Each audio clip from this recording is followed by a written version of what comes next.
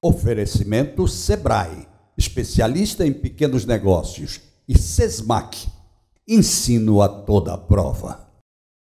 Os clientes só têm olhos para o concorrente? Melhore a imagem da sua empresa com o Sebrae Tech. São consultorias em design, como fachadas, vitrines, ambientação, marcas, material gráfico, desenvolvimento de embalagens e outras soluções para o seu negócio. Você investe 20% do valor da consultoria e o Sebrae banca os outros 80%.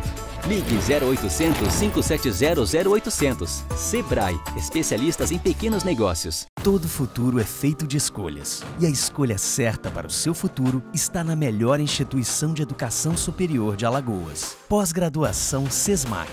Especialização MBA, mestrado e doutorado para você chegar onde sempre sonhou. As inscrições estão abertas e a sua matrícula é grátis. Para mais informações, acesse sesmac.edu.br. Pós-graduação Sesmac. Você no lugar mais alto da sua carreira. Alô, meus amigos, mais um bate-papo com o Geraldo Câmara, que coisa boa, porque nós estamos no filé do Zezé. Gente, filé do Zezé é muito bom. Você precisa vir para cá todo dia, toda noite. Tem tudo que você pode imaginar. Rodízio de pizza à noite, um cardápio excepcional durante o dia e à noite também, é claro. As bebidas todas com preços promocionais. Vale a pena. Música ao vivo. Você está no filé do Zezé, é primeira sem segunda. Hoje eu vou receber uma pessoa aqui. Olha, quem assistiu o último Almoçando com a Notícia, o mais recente, sabe do que eu estou falando, porque falaram muito nele. Ele é do Sesmac, ele é professor do Sesmac. Ele é professor de Direito, discurso de Direito, de Jornalismo, de Medicina e de Pedagogia. Bom, até aí tudo bem. Nós vamos conversar sobre tudo isso. Mas ele é, sobretudo, e aí é que foi muito falado, o coordenador do Núcleo Acadêmico Afro e Indígena, o chamado NAFRE, do Sesmac. Que é um núcleo que eu tenho a impressão de que todo mundo segura com muito carinho. E se à frente dele está Jorge Oliveira, que todo mundo conhece, a coisa muda de figura. Jorge, que prazer recebê-lo. Geraldo, é um prazer. Pô, tava faltando essa na minha agenda, né? Esse momento de encontro aqui, para a gente bater esse papo gostoso. E não tenho dúvida, estou aqui à disposição para a gente dialogar agora. E eu prometo que eu vou me redimir de não ter trazido você, então. Então, a recíproca é verdadeira. Eu estava faltando isso coisa boa, também. Jorge. Até porque somos colegas, né? Somos colegas, exatamente. De profissão mesmo. Exato. E eu gosto muito de trazer os meus colegas aqui, independente das outras missões e das outras funções. Isso. A propósito disso, como é que você define o jornalismo moderno, o jornalismo de hoje? Como é que você está definindo? Como professor, inclusive. Isso, eu acho. Inclusive, a disciplina que eu ministro agora no Sesmac é sobre políticas públicas de comunicação, né? Então, assim, você dialoga com os sistemas internacionais de comunicação, italiano, francês, alemão, enfim, e o brasileiro também, né? Claro. No que preconiza a Constituição Federal. Perfeito. Então, né? Olha, eu digo hoje que há uma certa ambiguidade, vamos dizer assim, na seguinte questão de compreender. Hoje todo mundo se acha um jornalista, né? Porque tem um aparelhozinho e aí virou uma febre, né? Redes sociais, eu sou jornalista. Isso, todo mundo acha que é jornalista. Não é bem assim, né? Não, claro que não. E nós que somos das antigas, né? Que tivemos a formação e a concepção, o jornalismo tem algumas bases fundamentais, lógico, né? Lógico. Que é a ética, que é a competência, que é a técnica, né? Claro que a honestidade de princípios que está acabando. Pois é, porque nós temos, a própria Constituição já traz como elemento fundamental que nós temos uma responsabilidade social para com o nosso público, Sem né? dúvida. Então, isso se aprende na academia. Claro. Porque, do ponto de vista técnico, é por isso que as pessoas acham que hoje qualquer um pode ser jornalista. Do ponto de vista técnico, você filmar, você emitir alguma informação, todo mundo faz. Agora, que qualidade você tem, que responsabilidade você tem com aquela informação? Claro, com certeza. Então, eu diria que o jornalismo hoje tem que se adequar às novas tecnologias, não tenha dúvida, né? E a própria realidade, depois do processo de globalização, não se faz mais jornalismo como se fazia antigamente. Exatamente. Então você tem que estar preparado, o jornalista tem que estar preparado para utilizar e produzir Porque antigamente você tinha uma equipe de jornalismo. Hoje você está fazendo jornalismo praticamente sozinho. É verdade, o que devia ser ao contrário, e não é. Né? Porque hoje você tem um cabedal de fontes e de informações que você precisa ser assessorado para isso, em determinados momentos, mas não é. Agora, e não é, e você precisa manipular. Manipular, né? A máquina, manipular no sentido, né, no bom de sentido. utilizar os mecanismos que os meios de comunicação têm hoje. Agora, de qualquer forma, meu caro Jorge Oliveira, você é um mestre nisso. Sem dúvida alguma que houve também um novo panorama em relação a isso, que faz com que a gente, jornalista das antigas, trabalhe muito mais e busque muito mais informações nos dias de hoje. Deixa eu fazer só uma observação rapidinha. É Jorge Vieira. Jorge Vieira. Eu não sei de onde é que vem esse Oliveira. O Oliveira. Exatamente. Mas deixa eu te dizer, exatamente, nós temos que perceber isso na comunicação, que é fundamental, né? Como eu citei aqui, que tem um parâmetro. Com o processo de globalização, nós temos hoje novas realidades, novo mundo, né? E só que tem, para nós, efetivamente, nós temos uma realidade muito importante, Geraldo, que é o quê? Porque hoje requer, ao mesmo tempo que você tem uma gama de informações com a maior facilidade, você tem que ter critério para utilizá-las. Não tenha dúvida, é a famosa discussão do fatos e fakes. Isso, não é isso? Isso, exatamente. Então, é preciso que a gente... Por isso que nossa formação é fundamental no jornalismo, formação teórica, formação técnica. Eu digo aos meus alunos que eu trabalho 3 aspectos, um tripé na formação. Eu trato na formação teórica, então o meu acadêmico, o meu aluno, ele não tem dúvida, modesta parte, Geraldo, ele sai formado teoricamente. Mas isso é muito importante, porque aí diz assim, mas o negócio está na prática. Tudo bem, está na prática, mas se a prática não tiver uma teoria muito abalizada, não chega então, lá. E o outro elemento é a prática, então o saber fazer. Não tenha dúvida. Então tem que aprender a utilizar os instrumentos que as tecnologias estão produzindo, mas tem uma outra coisa, um terceiro elemento que é fundamental, a cidadania. Não tenha dúvida. Então, por quê? Porque como a legislação e a própria Constituição já preconizam, ou seja, você tem que ter um compromisso social com a informação. Não tenha dúvida nenhuma. Vamos sair um pouquinho do jornalismo, porque o homem é professor de direito, de medicina e pedagogia. Eu vou para medicina porque tem muita gente curiosa aí, doida para saber onde é que ele entra nessa história de professor de medicina,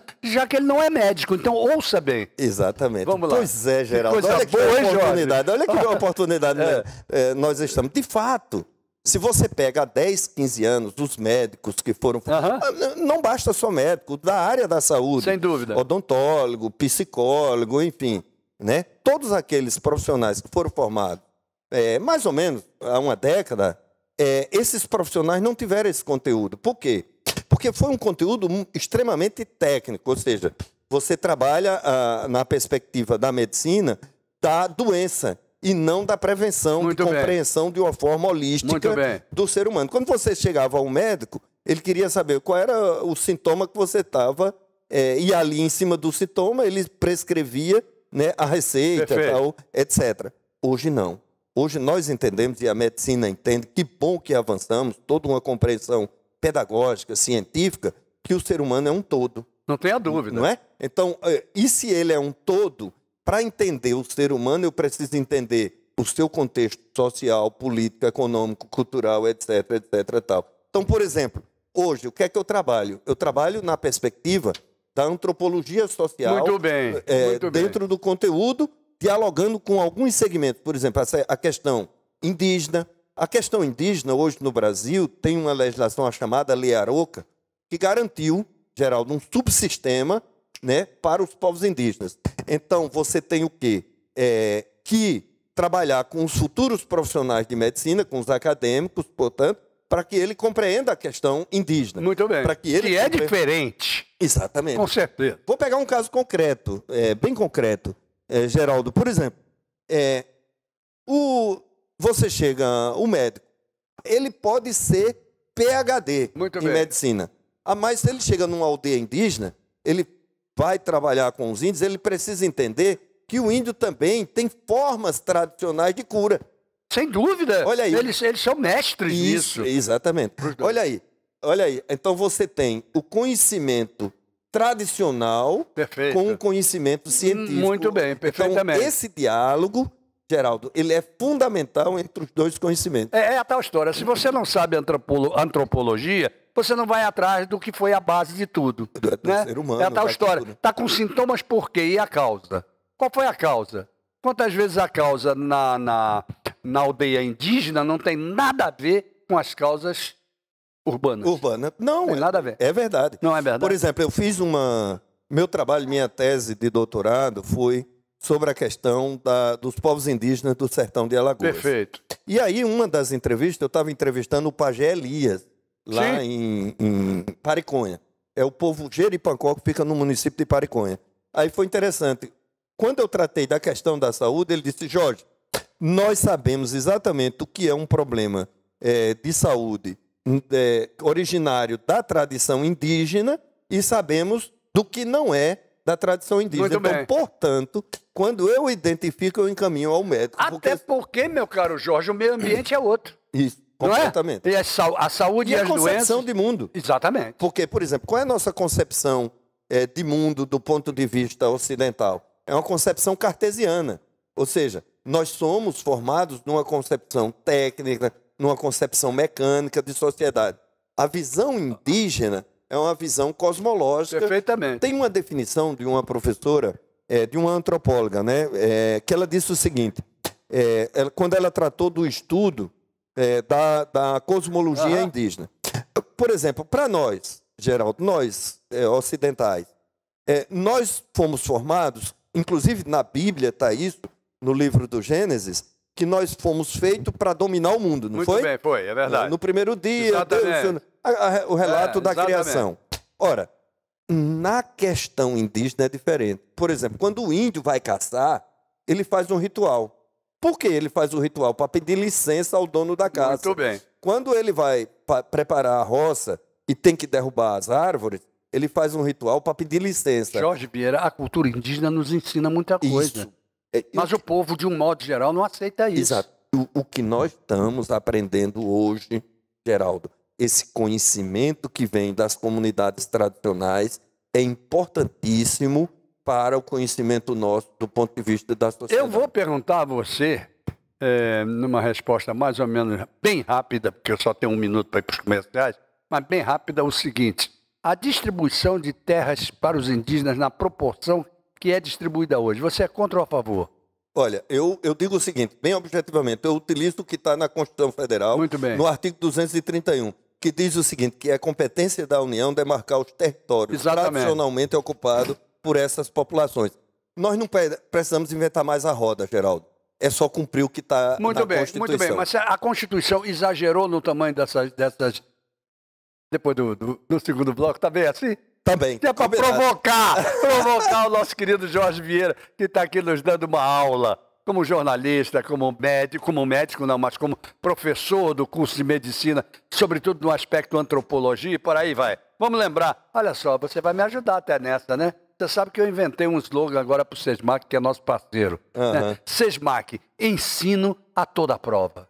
Perfeito. Não é verdade? É verdade. Não é a toda prova. Não tenho dúvida. Não é? Hoje o SESMAC, eu posso te dizer com absoluta convicção, Geraldo, está com um corpo docente e uma gestão dirigida pelo Dr. João Sampaio e Douglas Prato e toda a sua equipe, que é um marco, uma instituição a toda prova. Muito bem. Sebrae Alagoas, gente. Olha, Sebrae que transforma o microempreendedor em pequena empresa, em média empresa, em grande empresa. Eu digo sempre que o micro não ponha debaixo do braço o CNPJ e diga agora eu sou o empreendedor. Não, você tem que ter toda aquela coisa elaborada pelo Sebrae, as consultorias do Sebrae, que não lhe custam, de um modo geral, não lhe custam nada. Quando é uma consultoria muito cara, que você já está num outro polo mais avançado, sabe o que o Sebrae faz? Paga 80% para você. Então, pelo amor de Deus, vamos em frente. A imprensa oficial Graciliano Ramos, que você já sabe, Sancar Veículos, que você sabe também, lá no Sam's Club, Bodega do Sertão e Filé do Zezé, e voltamos já. Todo futuro é feito de escolhas, e a escolha certa para o seu futuro está na melhor instituição de educação superior de Alagoas. Pós-graduação SESMAC. Especialização MBA, mestrado e doutorado para você chegar onde sempre sonhou. As inscrições estão abertas e a sua matrícula é grátis. Para mais informações, acesse sesmac.edu.br. Pós-graduação SESMAC. Você no lugar mais alto da sua carreira.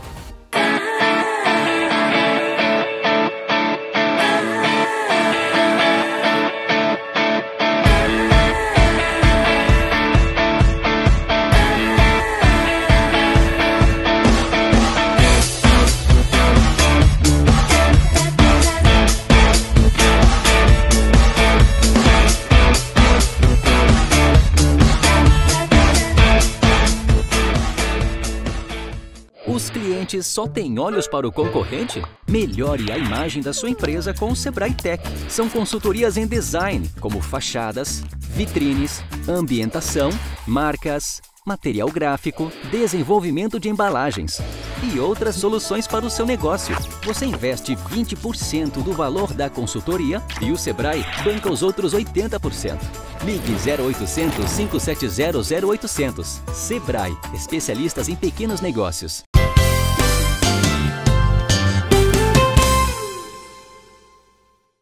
Rapaz, eu vou dizer uma coisa, nós estamos de volta ao bate-papo com o Geraldo Câmara, mas no intervalo já deu polêmica a pergunta que ficou no ar. É a demarcação das terras dos indígenas, meu caro Jorge Vieira, que é o coordenador do NAFRE, que é o Núcleo Acadêmico Afro-Indígena do SESMAC. Ela é exagerada ou não é exagerada? Você falou que a Constituição dizia que era um papel... O artigo 231 Exatamente. da Constituição diz claramente que é papel da União demarcar os territórios tradicionalmente ocupados por essas populações indígenas. Muito bem. E o artigo 67 da própria Constituição, nas disposições transitórias, Muito bem. diz, inclusive, que há um tempo determinado, a partir de 5 anos, a partir da promulgação da Constituição Federal. Portanto, todas as terras indígenas do Brasil deveriam estar demarcadas desde 1993 e não estão. Não estão. Exatamente. Aí vamos para a conceito. Olha, a questão é diferente para nós, da sociedade ocidental, para os povos indígenas. Veja, você tem uma propriedade, Geraldo, por exemplo, um apartamento aqui na praia, né? Aí você pega, eu não estou com vontade mais de morar na Ponta Verde, na Jatiuca. Eu quero morar agora no Rio de Janeiro. Aí você encontrou um valor significativo para o apartamento. Imediatamente você vende e vai morar no Rio. Na questão indígena é diferente. Por quê? Porque para os povos indígenas, aquele território é onde está a relação cultural, os deuses, os antepassados, as urnas funerárias. Então, quer dizer, na concepção dele, ele não pode simplesmente deixar aquele território e mudar para outro. É o famoso princípio. Isso. Então, quer dizer, essa questão, se há exagero ou não, o que vai determinar a demarcação de um território, primeiro, é o artigo 1175, o 1775/96, ainda da época de Fernando Henrique Cardoso, quando eu era presidente, que regulamentou o que preconiza o princípio constitucional. Muito bem. O que é que diz o artigo 1775? Ele diz o seguinte, que o que vai determinar que é uma terra indígena, primeiro, um estudo antropológico, estudo técnico. Muito bem. Então, não é o índio também simplesmente dizendo, aqui é meu território, não. Não. Tem um estudioso, que é o antropólogo, que vai fazer esse estudo, faz um relatório e encaminha para a FUNAI. A FUNAI tem um determinado tempo para encaminhar ao Ministério da Justiça. O Ministério da Justiça encaminha para a presidência da... Então, tem todo um trâmite. Sem dúvida. Tá entendendo? Até chegar lá. Até chegar. E ainda existe mais uma coisa, porque esse país ele é tão intensamente povoado de matas e talvez de indígenas em determinados lugares, apesar da devastação que ocorre, que existem tribos que nós nem sabemos que existem ainda, e não são poucas. Olha, tem ainda 62 grupos indígenas no Brasil que não tiveram contato nenhum com a sociedade não nacional. catalogados. Não. Pois é, Não tiveram contato. É, nenhum. uma coisa fantástica. Eu me lembro que eu era menino e houve o sumiço de um tenente do Exército Brasileiro chamado Tenente Fernando. Isso virou notícia em todos os jornais do Brasil, que disseram que ele caiu nas mãos dos índios e nunca foi encontrado. E não podia ter sido encontrado porque ninguém sabia da existência de nada, não é? Isso ainda existe. Inclusive, recentemente, apareceu um noticiário nos grandes meios de comunicação, exatamente que encontraram uma na região do Acre. Perfeito. Inclusive, passou um avião e ele estava com uma flecha querendo acertar o avião. Que era um passarinho grande. Agora vamos mudar um pouquinho, porque o seu núcleo é o NAFRE. Ele é acadêmico afro e indígena. Isso. Nós sabemos que, por exemplo, as populações quilombolas, elas ainda têm gravíssimos problemas. Eu tive a oportunidade, Jorge, de ser, quando existia a Secretaria das Minorias, eu fui o diretor-geral da Secretaria das Minorias aqui. E estudar esse problema dos quilombolas, inclusive aquela questão da doença, me ajude aí que me faltou agora a palavra, Loforme, a doença que ataca tem os quilombolas. alguns sintomas específicos dos quilombolas. Exatamente. Então, como é que está essa questão? Como é que vem sendo tratado esse núcleo? Primeiro, vamos voltar um pouco. Esse núcleo, na verdade, por isso eu aproveito aqui para parabenizar mais uma vez o doutor João Sampaio, o professor doutor Douglas Aprato, que eu lhe digo com absoluta convicção, hoje é de inteligência mais brilhante. Me permite aqui, só para não dar uma de ignorante, é a falciforme, que é a pior doença dos quilombolas. Isso.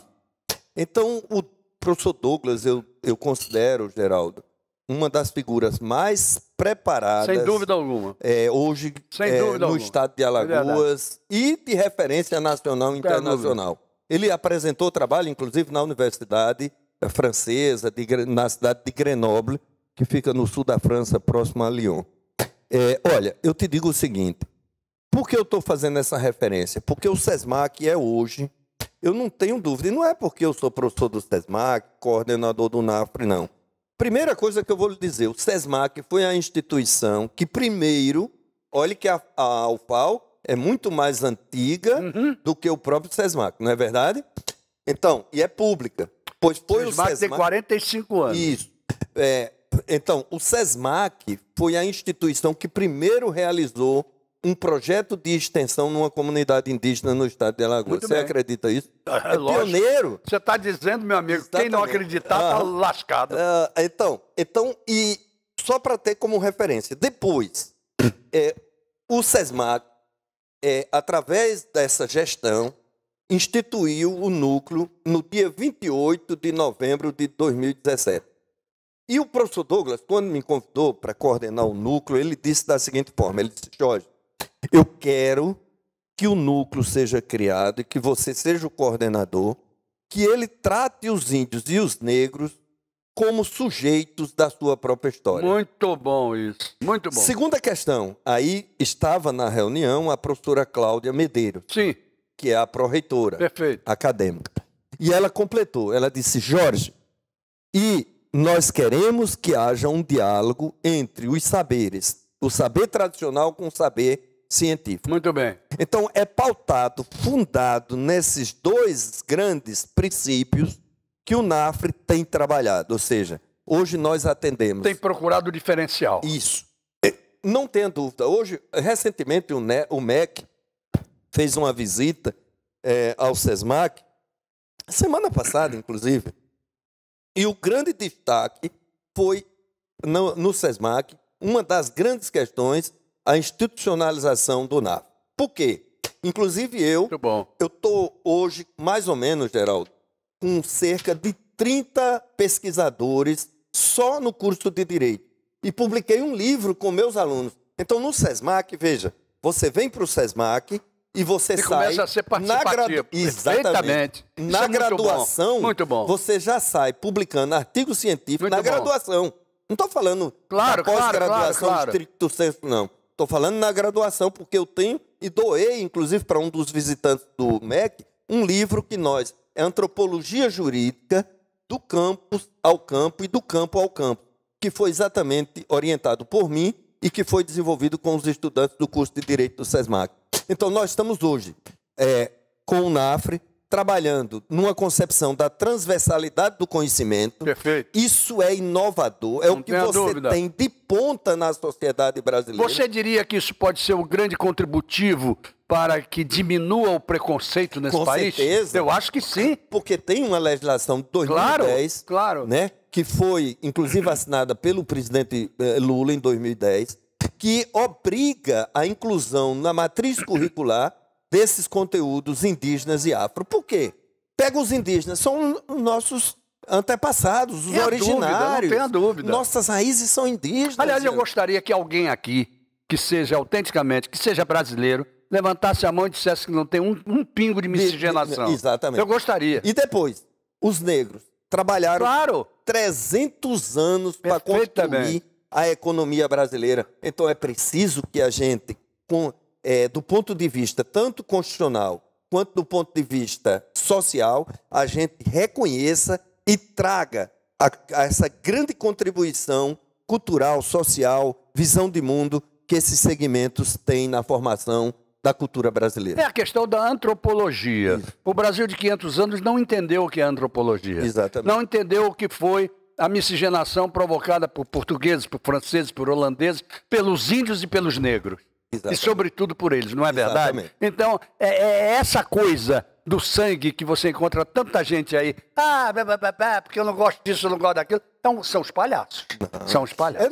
Na verdade, Geraldo, eu acho que é pura ignorância. Pura ignorância. Porque não reconhecer que nós temos um pé na aldeia indígena e outro pé no quilombo. Jorge Vieira, eu tô empolgado e ao mesmo tempo estou chateado. Rapaz, como é que meia hora passa tão rápido assim? Não foi. Que negócio. Verdade. Faltam 2 minutos, não é? 2 minutos para terminar o programa. Eu não vou encerrar sem dizer a você o seguinte. Eu vou fazer diferente com você. Que pergunta eu não lhe fiz que você gostaria de responder em 2 minutos?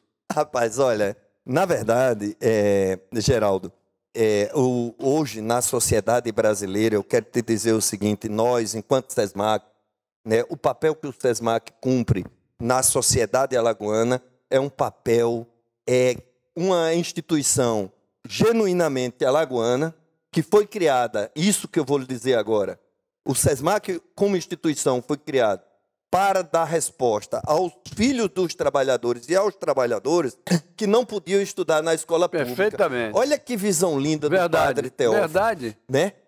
Que teve naquele momento, Teófanes, naquele momento para a sociedade alagoana. E agora, exatamente, com os nossos gestores, estão cumprindo esse papel do ponto de vista de formação Muito bom, técnica. muito bom. Nós temos um curso de medicina com laboratório. Nem falamos. né? Não. Exatamente. Mas não tem problema. Laboratórios. Sabe por que não tem problema? Porque você vai se cansar de vir aqui. Eu tenho Estou à certeza disso. disposição, Geraldo, para vir em outros momentos, para a gente trabalhar, por exemplo, as pesquisas que nós temos de produção. Perfeitamente. Né? Os livros, eu tenho alguns livros já lançados. Muito bom. Inclusive, agora... Esteve conosco aqui o Sebastião Medeiros, que é da Quilombada, Portal dos Autores Alagoanos, falando exatamente sobre a editora do SESMAC. Isso. Falou muito sobre isso. Isso. Meu querido, muito obrigado. Geraldo, eu que agradeço. Obrigado Fiquei mesmo. muito feliz Que bom. nesse primeiro contato. Que bom. Estou, assim, à disposição Que bom. e parabenizá-lo pelo seu programa. Muito obrigado. Que tem um papel social muito obrigado. importante, inclusive trazendo temas que a grande mídia, por exemplo, Ela não pode trazer. Não pode trazer. E você traz com esse ambiente tão agradável. Que bom, né? Pela amizade, pelo conteúdo, pela teoria Que bom. e pela intelectualidade. Vamos fazer um brinde? Bora. Pronto, nesse final vamos fazer um brinde. Para que Muito esse obrigado. programa dure muitos e muitos anos e traga e repercuta Muito socialmente na sociedade Obrigado, alagoana. Jorge Vieira. Obrigado por ter vindo. Obrigado a vocês que estiveram conosco até agora. Até amanhã, se Deus quiser, com mais um bate-papo com o Geraldo Câmara. Ele mandou dizer que quer. E quando ele manda dizer que quer, os encontros estão marcados. É ele que manda. Vamos lá, gente. Oferecimento Sebrae, especialista em pequenos negócios, e SESMAC, ensino a toda prova.